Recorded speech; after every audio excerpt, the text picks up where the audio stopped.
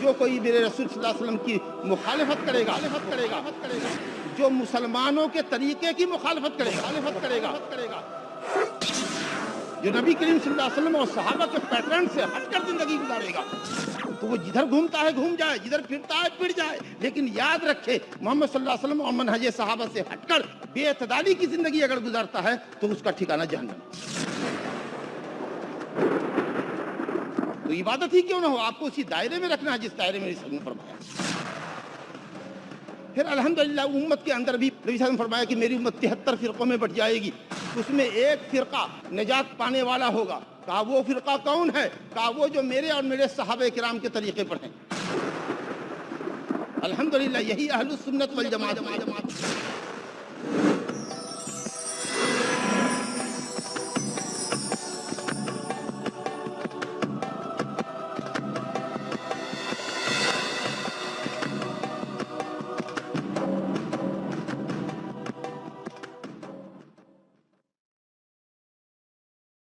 صحابہ کرام کے متعلق بھی لوگ مسلمانوں کا فرقہ جو اپنے کو مسلمان کہتا ہے دو گروپ میں بٹ گیا، بالکل ایک دوسرے کا اپوزٹ، دونوں کنارہ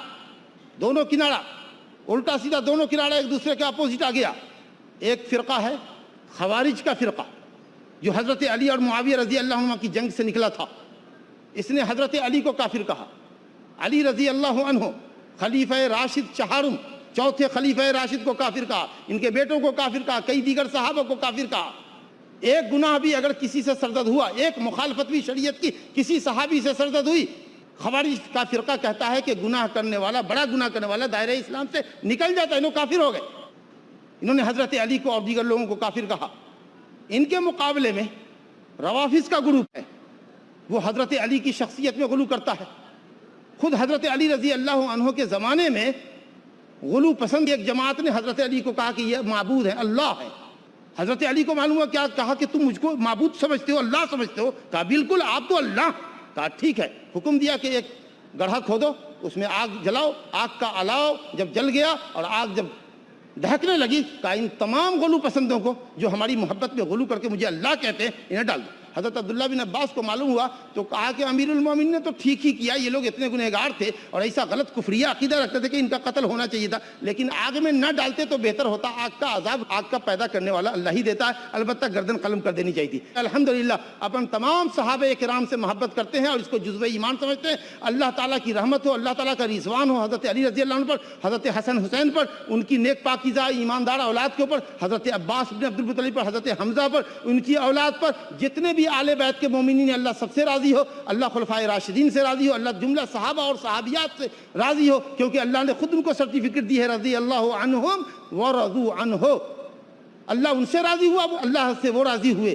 نبی کریم صلی اللہ علیہ وسلم نے فرمایا تھا خبردار خبردار، لا تسبوا احدا من اصحابی، میرے کسی ساتھی کو، میرے کسی صحابی کو گالی مت دو، فواللہ لو ان احدکم انفق مثل احد ذهبا ما بلغ مد احدهم ولا نصیفہ۔ بخاری مسلم کی روایت ہے، ابو ہریرہ رضی اللہ عنہ سے، ابو سعید خدری رضی اللہ عنہ سے، کہ اگر تم میں کا کوئی احد پہاڑ بھی سونا خرچ کر دے، احد پہاڑ کے برابر سونا خرچ کر دے، تو ہمارے صحابہ کا ایک مد، آدھا مد، 10 چھٹاک یا 5 چھٹاک جو کے خیرات کو نہیں پہنچ سکتا۔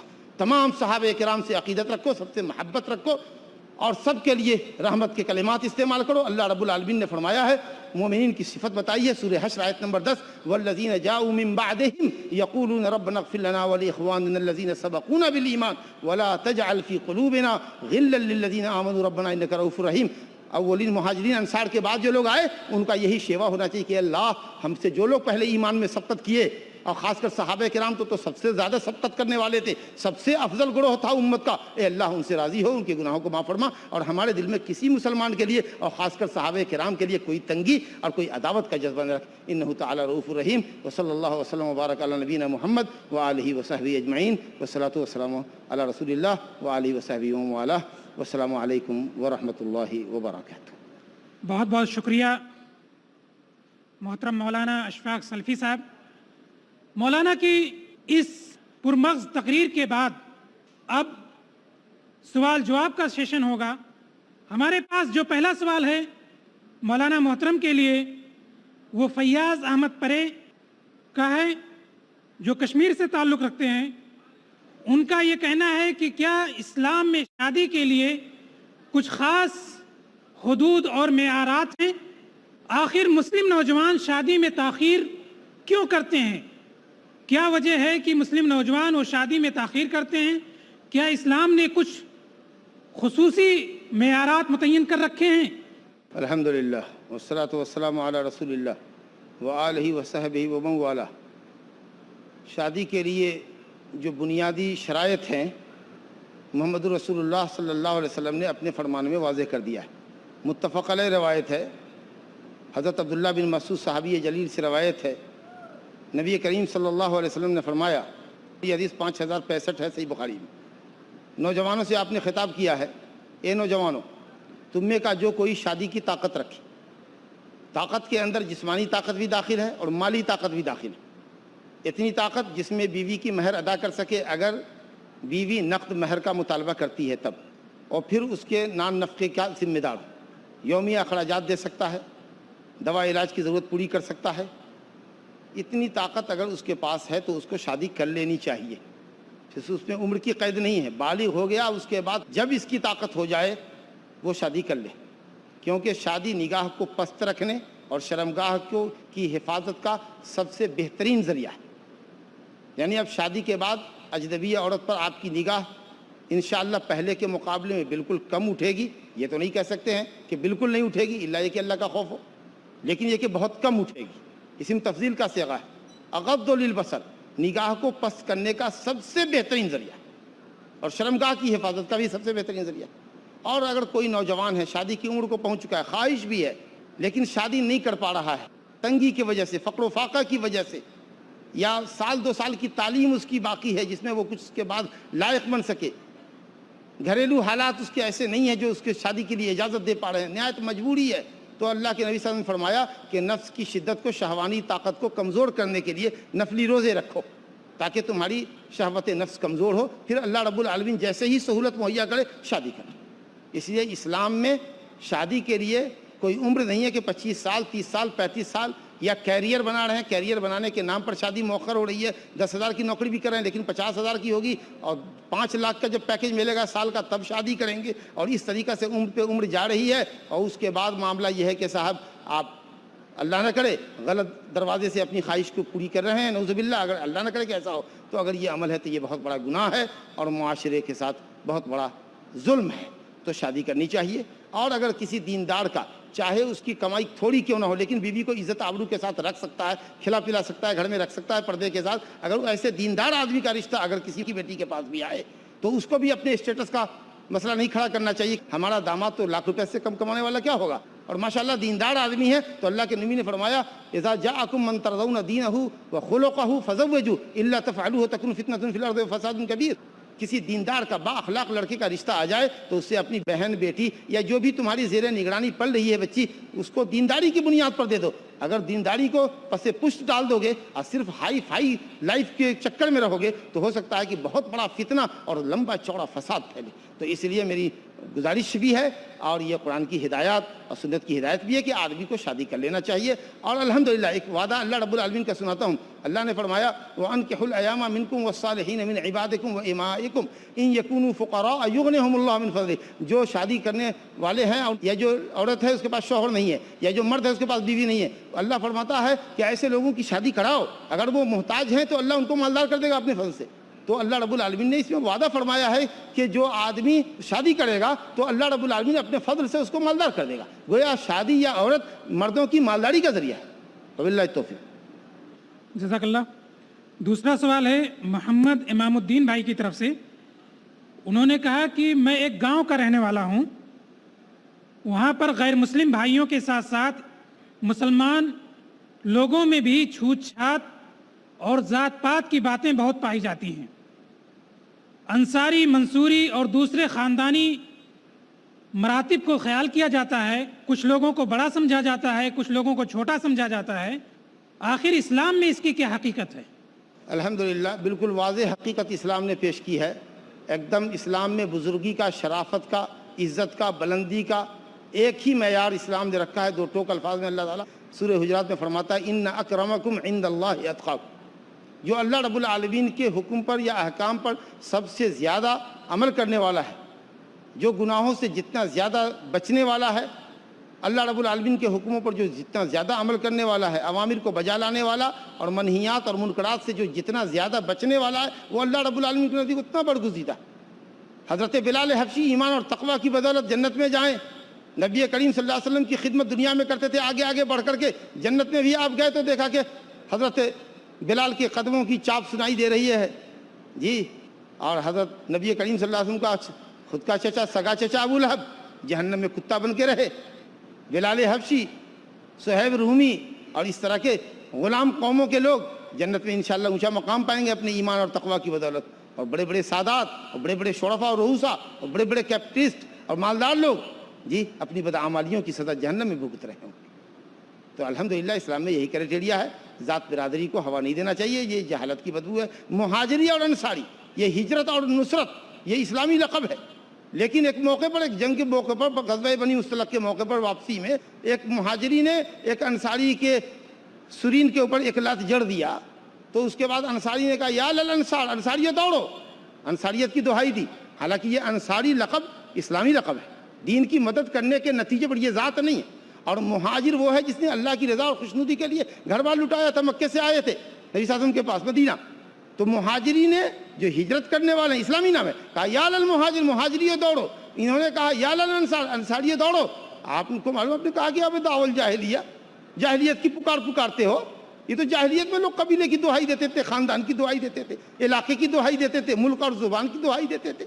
یہ تو بدبودار چیز ہے، دعوها فإنها منتنہ، بخاری شریف کی روایت ہے۔ یہ تو بدبودار پکار ہے۔ اللہ کے نزدیک برگزیدہ وہی ہے جو سب سے بڑا متقی ہے۔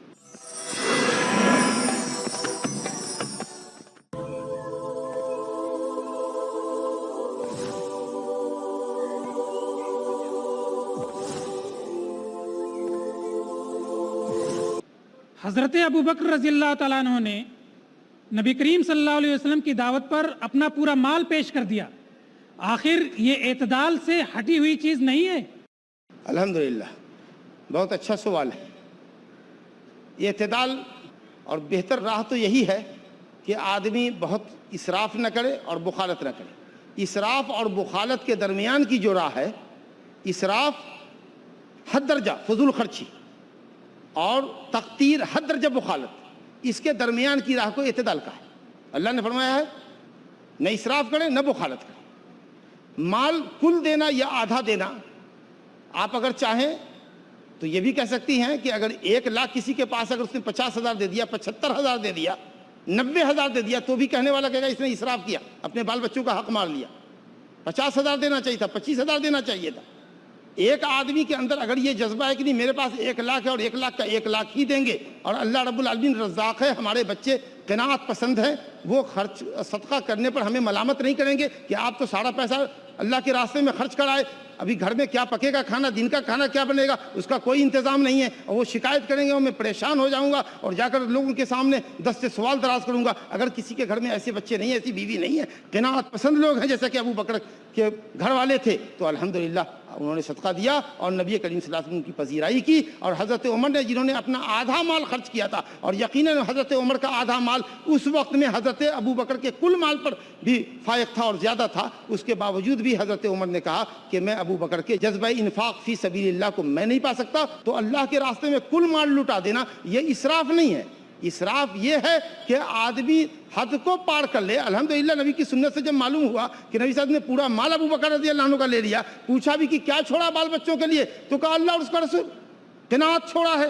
نبی صلی اللہ علیہ وسلم نے دعا فرمائی۔ تو اگر کسی کے بال بچے، بیوی بچے اگر ابو بکر رضی اللہ عنہ کے بچے جیسے ہوں اور قناعت پسند ہو، تو وہ آدمی اپنا کل مال بھی اللہ کے راستے میں لٹا سکتا ہے۔ لیکن اگر کسی کے بچے ایسے نہیں ہیں اور عورت کوسے گی کیا پورا پیسہ اللہ کے راستے میں خرچ کرائے، مسجد بنانے کے اکیلے ٹھیکیدار تم ہی تھے، 5,000 روپے سیلری پائی، 5,000 کا 5,000 خرچ کر ڈالا، ارے 500 دیتے، 4,500 ادھر لانا تھا۔ اگر اس طرح کا مطالبہ کرتی ہے تو بالکل آپ کو 500 ہی خرچ کرنا چاہیے، کیونکہ ایک آدمی کے گنہگار ہونے کے لیے کافی ہے کہ اپنے بیوی بچوں کا خرچ جو اس کے ذمہ واجب ہے اس کو پامال کرے، اپنے واجب حق کو ادا نہ کرے اور نفلی صدقہ کرتا پھرے اور سارے پیسے کماتا پھرے اور خرچ کرتے رہے، اور بیوی بچوں کی بالکل جائز اور جنون ضرورت کو پورا نہ کرے، تو ایسا آدمی گویا کہ زیادتی کرنے والا ہوگا۔ یہ اگلا سوال ہے عاقف حذیفہ کی طرف سے، وہ بھی ایک طالب علم ہے۔ وہ کہتے ہیں کہ علماء کرام کی گفتگو میں سنت اور حدیث کا ذکر بار بار آتا ہے، آخر سنت اور حدیث میں فرق کیا ہے؟ الحمدللہ یہ بڑا علمی سوال ہے، اور آپ یہ سمجھیں پوری لمبی بحث کا خلاصہ یہ ہے، اصل کچھ لوگ سنت اور حدیث میں فرق یہ کرتے ہیں کہ سنت وہ ہے جس کو عمل میں لایا گیا، نبی صلی اللہ علیہ وسلم نے اس کو پریکٹیکلی کیا، دیٹ از سننا، اور حدیث وہ جو آپ نے فرمایا قطع نظر اس کے کہ آپ نے کیا کہ نہیں کیا۔ تو کچھ حدیثیں ایسی ہو سکتی ہیں کہ ہم دیکھیں گے کہ اس پر عمل کی مہر لگی ہے کہ نہیں، ہم کہا نہیں بھائی جو نبی صلی اللہ علیہ وسلم کی سنت ہے اور جو نبی صلی اللہ علیہ وسلم کا قول اور فعل ہے وہ دونوں ہمارے لیے حجت ہے، اگر وہ صحیح سندوں سے آیا ہے تو کسی کے عمل کا وہ محتاج نہیں ہے۔ تو کچھ لوگ سنت کہتے ہیں جو عمل میں لائی گئی ہو، اور حدیث کو مطلق مانتے ہیں، کہتے ہیں ہم سنت کا اقرار کرتے ہیں لیکن حدیث کا ہمارے لیے معاملہ ہے۔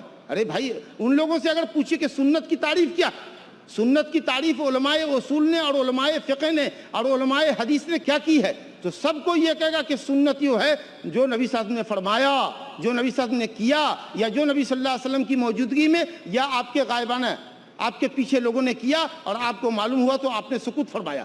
تو جب وہ سنت کی تعریف کرتے ہیں علماء محدثین، علماء اصول، علماء فقہ، تو کہتے ہیں سنت کی تعریف السنہ ہوا ما قالہ رسول اللہ، جو نبی صلی اللہ علیہ وسلم نے فرمایا ہے، جو نبی صلی اللہ علیہ وسلم نے کیا ہے، اور جو نبی صلی اللہ علیہ وسلم کی سنت تقریری ہے، یعنی صحابہ نے کیا آپ کی موجودگی میں یا آپ کے پیچھے اور آپ نے اس پر انکار نہیں کیا۔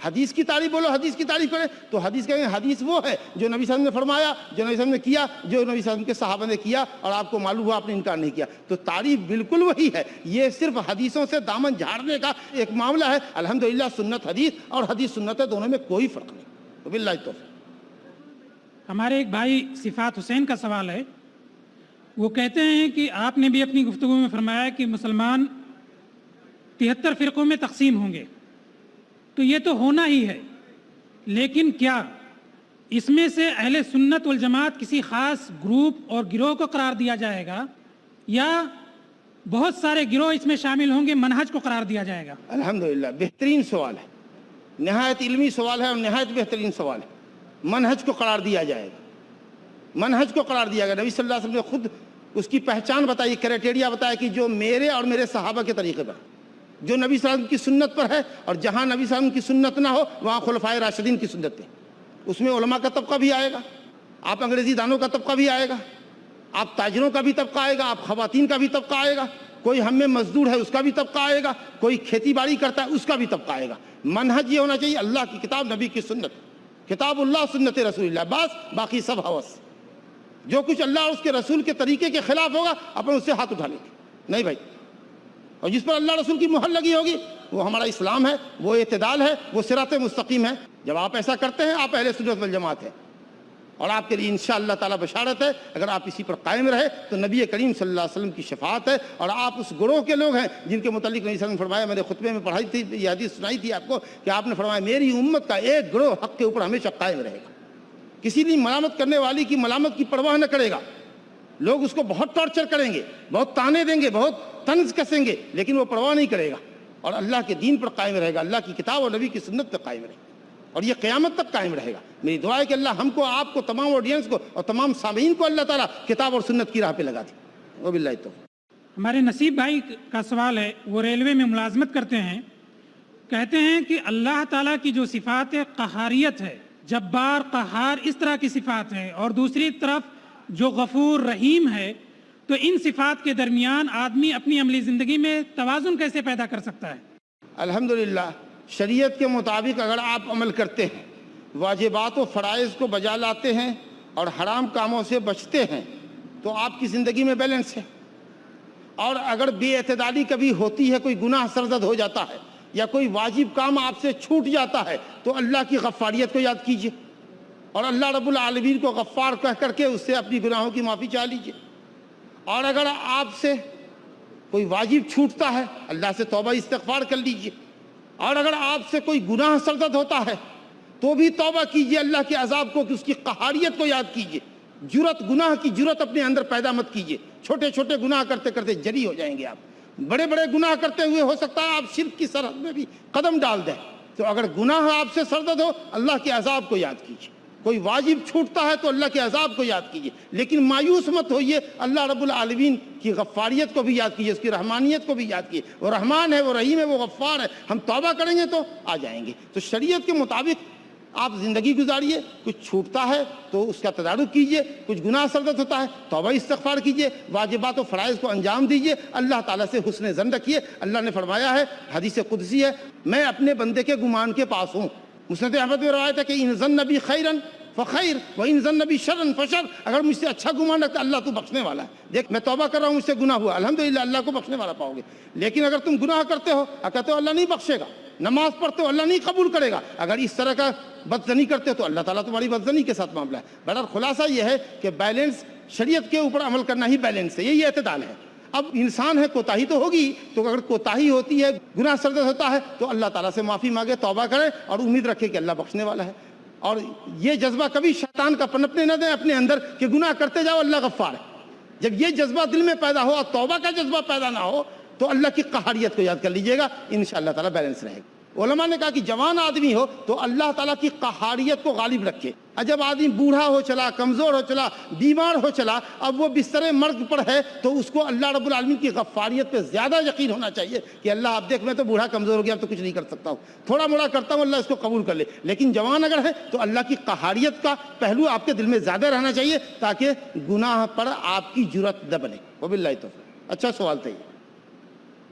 خدا شیخ ایک طالبہ ہیں, وہ یہ فرماتی ہیں کہ کیا امت محمدیہ تمام امتوں میں سب سے افضل ہے؟